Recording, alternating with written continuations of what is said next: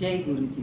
अथ श्री शिवमहापुराणे तृतीया सतरुद्रसंहिता अथ पंचदशोऽध्यायः। नन्दीश्वर उवाच। विश्वानरः सपत्नीकस्तच्छ्रुत्वा नारदेरितं तदेवं मन्यमानो भूद्वज्रपातं सुदारुणं हा हतोऽस्मीति वचसा हृदयं समताह्यत मूर्ध्वामवापमहतिं पुत्रशोकसमाकुल शुचिष्मत्यपि दुःखार्ता रुरोदातीव दुःसहम् अतिस्वरेण रावैरत्यन्तव्याकुलेन्द्रिया श्रुत्वार्तनादमिति विश्वनरोऽपि मोहं हित्वोत्थित किमित किंत्विच किमेतत् उद्वैर्वदन गृहपति क्व समे बहिस्थप्राणोऽन्तरात्मनिलयः सकलेन्द्रियेश ततो दृष्ट्वा स पितरो बहुशोकसमावृतो स्मित्वोवाच गृहपति सबालशङ्करांशज। गृहपति उवाच। हे मातस्तात किं जातं कारणं तददातुना किमर्थं रुदितोऽत्यर्थ त्रासस्तादृक्कुतो हि वां न मां कृत्वा पुस्त्राणं भवच्चरणरेणुभिः कालः कलयितुं शक्तो वराकी चञ्चलात्मिका प्रतिज्ञा शृणुतां तातो यदि वां तनयो ह्ययं हरिष्येऽहं तथा येन मृत्युस्त्रस्तो भविष्यति मृत्युञ्जयं समाराध्य सर्वज्ञं सर्वदं सतां जपिष्यापि महाकालं सत्यं तातो वदाम्यहम्। नन्दीश्वर उवाच।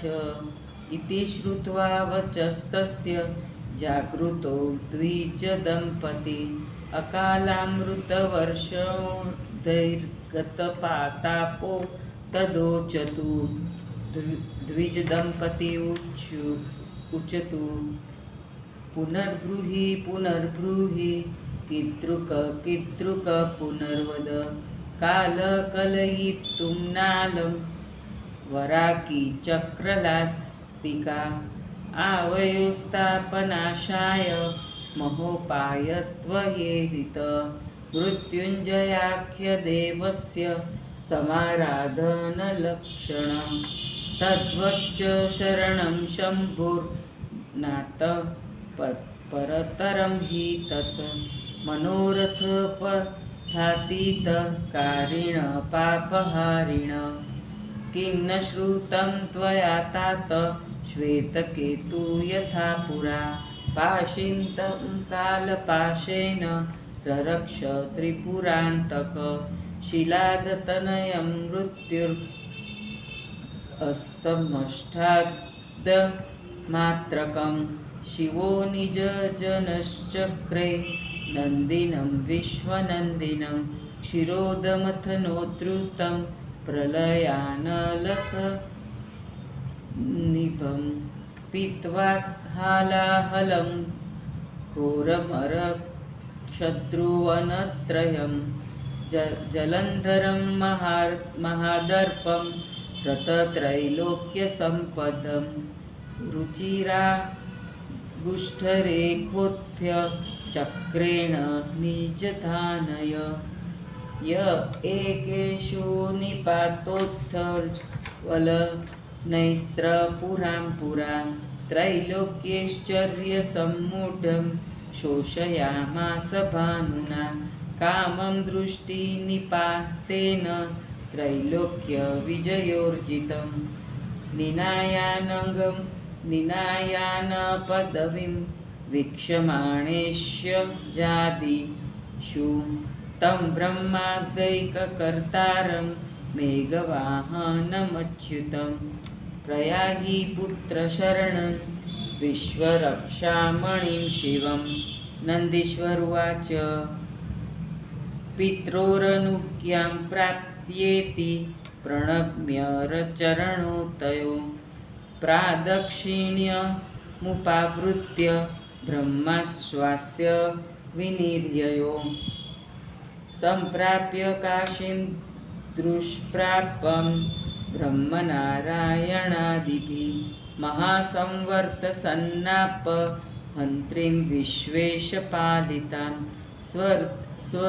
स्वर्धनुर्या हरयष्टयेव राजितां कण्ठभूमिषु विचित्रगुणशालिन्या हरपल्या विराजितां तत्र प्राप्य स विप्रेश प्राज्ञयो मणिकर्णिकां तत्र स्नात्वा विधानेन दृष्ट्वा विश्वेश्वरं प्रभुं साज्जलिर्नतशीर्षोऽसो महानन्दान्वितसुधिः त्रैलोक्यप्राणसन्त्राणकारिणं प्रणनामः आलोक्य तल्लिङ्गं तुतिश हृदये मुहुः परमानन्दकन्दाढ्यं स्फुटमेतत्र संशय अहो न मत्तो धन्योऽस्ति त्रैलोक्ये सचराचरे यदद्राक्षीशमद्याहं श्रीमद्विश्वेश्वरं विभुं मम भाग्योदयायैव नारदेन महर्षिणा पुनरागत्य तथोक्तं युत्कृतकृत्योऽस्म्यहं तत इत्यानन्दामृतरसैर्विधाय स हि पारणं ततः शुभे हि संस्थाप्य लिङ्गं सर्वहितप्रदं जग्राहनीयमान्धुरान् दुष्करान् कृतात्मभिः अष्टोत्तरशतैकुम्भे पूर्णं गण्डंसाशुभे संस्नाप्य वाससा पुते पुतात्मा प्रत्यहं शिवं नीलोत्पलमयीं माला समर्पयति सोऽहम् संस्थाप्य वाससा पुते पुतात्मा प्रत्यहं शिवं नीलोत्पलमयीं मालां समर्पयति सोऽहम् अष्टाधिकसहस्रेस्तु सुमनोभिर्विनिर्मिता सपक्षे वाथवा मासे कन्दमूलफलाशन शीर्णपर्णाशनैर्धीर शस्मासं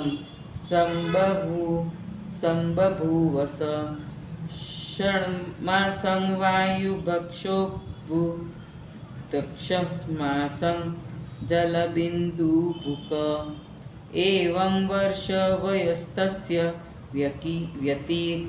व्यतिक्रान्तं महात्मनः शिवैकमनसो विप्रास्त यमानस्य नारद जन्मतो द्वादशे वर्षे तद्वचो नारदेरितं सत्यं करेण्यस्त्रीवं तमभ्यगात्कुलिशायुध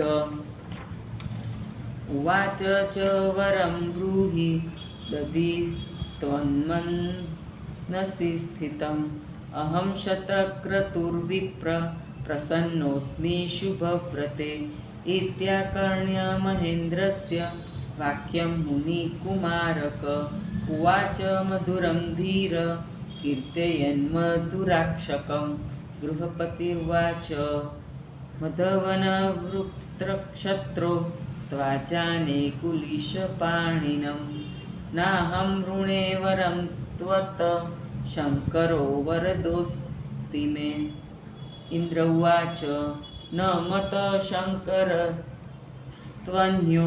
देवदेवोऽस्म्यहं शिशो विहाय बालिशत्वं त्वं वरं याचस्व माचिरं गृहपति उवाच गच्छाहल्यापते साधो गोत्रारे पाकशासन न प्रार्थये पशुपतेरन्य देवान्तरं स्फुटम। नन्दीश्वरुवाच इति तस्य वचः श्रुत्वा क्रोधसंरक्तलोचन उद्धम्य कुलिशं घोरं भीषयामास बालकं। स दृष्ट्वा बालको वज्रं विद्युज्ज्वालासमाकुलं स्मरन्नारदवाक्यं च मुमूर्छ भवविह्वल। अथ गौरीपति शम्भुराविरासीतमोनुद अतिष्ठोत्तिष्ठ भद्रं ते स्पर्शे सज्जीवयन्निव। उन्मील्य नेत्रकमले सुप्ते इव दिनक्षये उपश्यद्ग्रहे चोत्थार्य शम्भुमर्कशताधिकं। बाले लोचनमालोक्य कण्ठे कालं वृषध्वजं वामाङ्गसन्निविष्टाद्रि तनह्यं चन्द्रशेखरं कपर्देन विराजन्त्यं त्रिशूला जगवायुधं सुरत्कर्पूरगौराङ्गं परिणध्वगजाजिनं परिज्ञाय महादेवं गुरुचाक्यत् आगमात् हर्षबाष्पाकुलासन्न कण्ठरोमाञ्चकञ्चुक क्षणं च गिरिवतस्थो चित्रकूटित्रिपुत्रक यथा तथा सुसम्पन्नो विस्मृत्यात्मानमेव च न स्तोतुं न नमस्कर्तुं किञ्चित् विज्ञप्तिमेव च। यदा स न शशाकालं तदा स्मित्वाह शङ्कर। ईश्वरुवाच शिशो गृहपते शक्राध्व ज्रोदतकारहदो यातं वितोऽसि मा वैशिर्जज्ञासा ते मया कृता। मम भक्तस्य नो शक्रो न वज्रं चान्तकोऽपि च प्रभवेदिन्द्ररूपेण मयैव त्वं विभीषित। वरं ददामि ते भद्र त्वमगणितभाग्मव। सर्वेषामेव देवानां वरदस्तं भविष्यसि सर्वेषामेव भूतानां त्वमग्नेतश्चरो भव। धर्मराजेन्द्रयोर्मध्ये दिगीशो राज्यमाप्नुहि त्वयेदं स्थापितं लिङ्गं तव नाम्ना भविष्यति। अग्नीश्वर इति ख्यातं सर्वतेजो विबृहणम्। अग्नीश्वरस्य भक्तानां न भयं विद्युग्निभिः अग्निमान्द भयं नैव नाकालमरणं क्वचित्।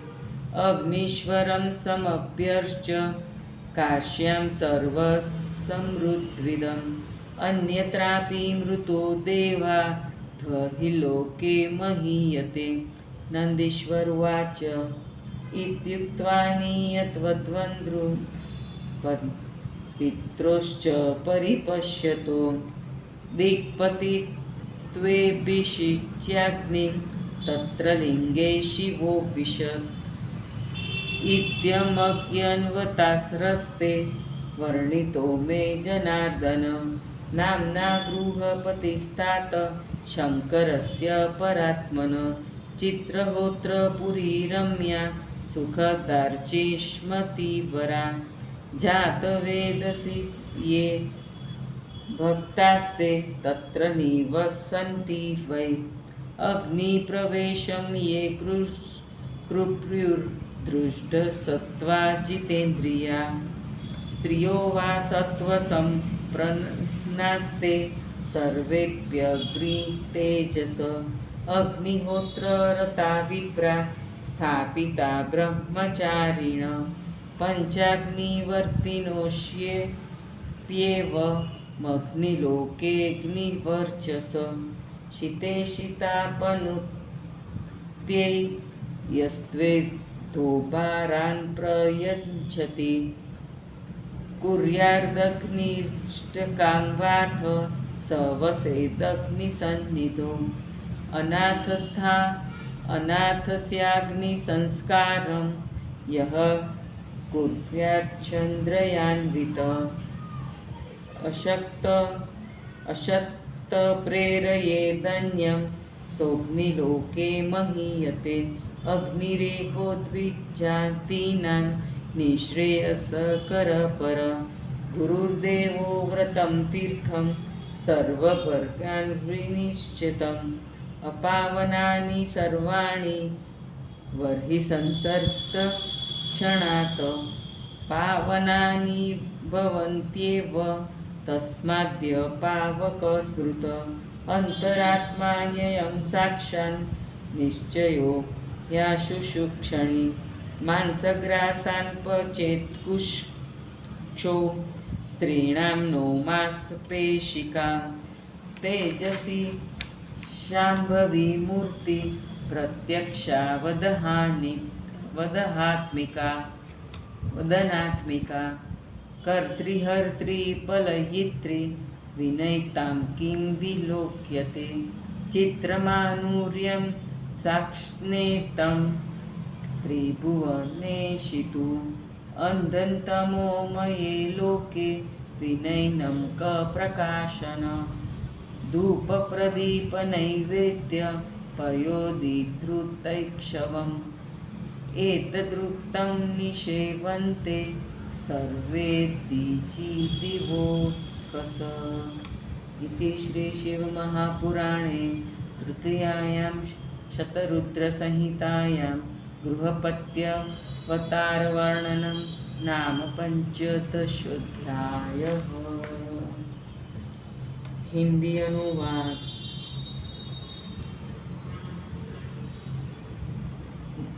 नंदीश्वर ने कहा, अपनी स्त्री के साथ विश्वानर ने जब नारद की बात सुनी तो उसने इसे कठोर वज्रपात जैसा समझा। वह हाय हाय कहकर छाती पीटता हुआ पुत्र के शोक में मूर्छित हो गया। उसकी माता शुचिस्मती भी दुखी होकर रोने लगी और जोर से हा हा करती हुई वह व्याकुल हो गई। इस आर्तनाद को सुनकर विश्वानर भी चैतन्य होकर यह क्या हो रहा है और क्या हो रहा है जोर से कहता हुआ, मेरा बाहरी और भीतरी प्राण व गृहपति समस्त इंद्रियों का स्वामी कहाँ है। तब माता पिता को बहुत दुखी देखकर वह शिवजी के अंश से उत्पन्न बालक गृहपति मुस्कुराकर कहने लगा। गृहपति ने कहा, हे माताजी पिताजी, क्या हो गया? किस लिए आप इतना रो रहे हैं? यह कष्ट आपको कहाँ से हो गया? आपकी चरण धूलि से सुरक्षित मुझे काल भी ग्रसित नहीं कर सकता। वह बेचारी छोटी सी बिजली क्या करेगी? हे माताजी पिताजी, आप दोनों मेरी प्रतिज्ञा को सुनिए। यदि मैं आपका पुत्र हूँ तो मैं ऐसा कर दूंगा जिससे मृत्यु भी घबरा जाए। हे माताजी पिताजी, मैं सत्य कह रहा हूँ। मैं सर्वज्ञ तथा सज्जनों की सब कुछ देखने वाले महाकाल मृत्युंजय का जाप करूँगा। नंदीश्वर ने कहा, अपने पुत्र के ऐसे वचनों को सुनकर वे दोनों स्त्री पुरुष उस समय की अमृत वर्षा से पुनः जीवित तथा दुख रहित होकर कहने लगे। ब्राह्मण स्त्री पुरुष ने कहा, हे पुत्र, फिर कहो, वे महाकाल कैसे हैं? पुनः कहो, वह चंचला बेचारी क्या करेगी? ऐसा फिर कहो। हमारे दुख नाश करने के लिए मृत्युंजय देवी की आराधना रूप उत्तम उपाय का तुमने वर्णन किया। शिवजी की शरण में जाना ऐसा ही है। शिवजी से बढ़कर कुछ नहीं है।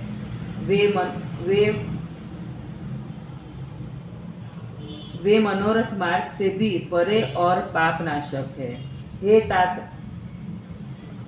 आपने पहले यह नहीं सुना था कि कालपाश में बंधे हुए श्वेत केतु की त्रिपुरासुर के नाशक शिवजी ने रक्षा की थी।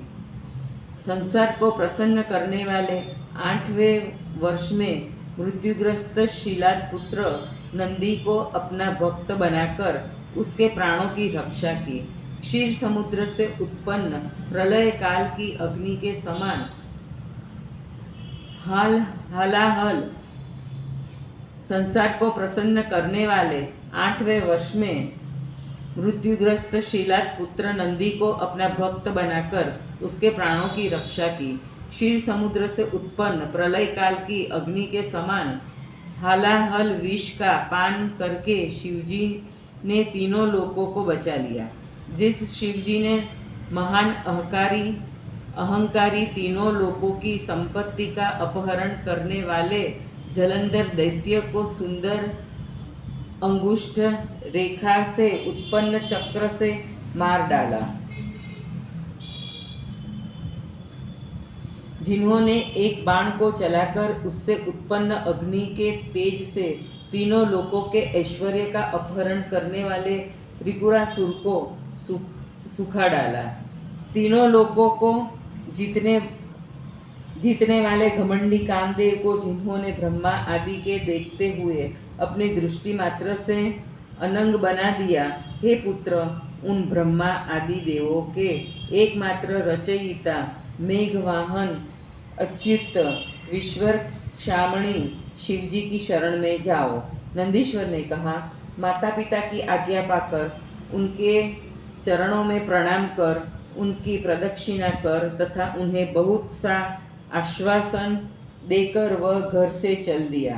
ब्रह्मा विष्णु आदि के लिए भी दुर्लभ चित्रापनाशक विश्वेश्वर द्वारा रक्षित काशी में वह आया। जिस काशी नगरी में देवगंगा हारलता के समान शोभित हो रही है, लोकोत्तर गुणों से संपन्न अन्नपूर्णा जी द्वारा जो सुशोभित है, यहाँ पहुंचकर वह ब्राह्मण बालक पहले मणिकर्णिका गया। वहाँ विविध पूर्वक स्नान कर विश्वेश्वर भगवान का दर्शन कर हाथ जोड़कर सिर झुकाकर वह शुद्ध बुद्धि वाला आनंदित हुआ। तीनों लोकों के प्राणों को बचाने वाले शिवजी को उसने प्रणाम किया। उस परमानंद कंद लिंग को देख देख कर वह मन ही मन बहुत प्रसन्न हुआ, इसमें संदेह नहीं। अरे, मुझसे अधिक इस चर अचर संसार में कोई धन्य नहीं है जो मैंने आज विश्वेश्वर प्रभु के दर्शन किए। मेरे भाग्योदय के लिए ही महर्षि नारद ने पहले आकर वैसा कहा, जिससे मैं सफल मनोरथ हो गया। इस प्रकार आनंद रूपी अमृत के रस से पारणा करके शुभ दिन में सबका हित करने वाले लिंग की स्थापना करके अजितेंद्रियों द्वारा पालन न किए जा सकने योग्य कठोर नियमों को ग्रहण किया। गंगा जल से भरे हुए 108 कलशों के वस्त्रपूत जल से शिवलिंग को प्रतिदिन स्नान कराकर नीलकमल की माला वे समर्पित करते रहे। वह माला 1008 नीलकमलों की बनाई जाती थी।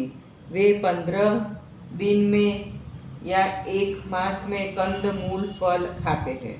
अपने से गिरे हुए पत्तों को खाकर वे 6 मास रहे। 6 मास हवा खाकर, फिर 6 मास पानी की बूंदें पीकर रहे।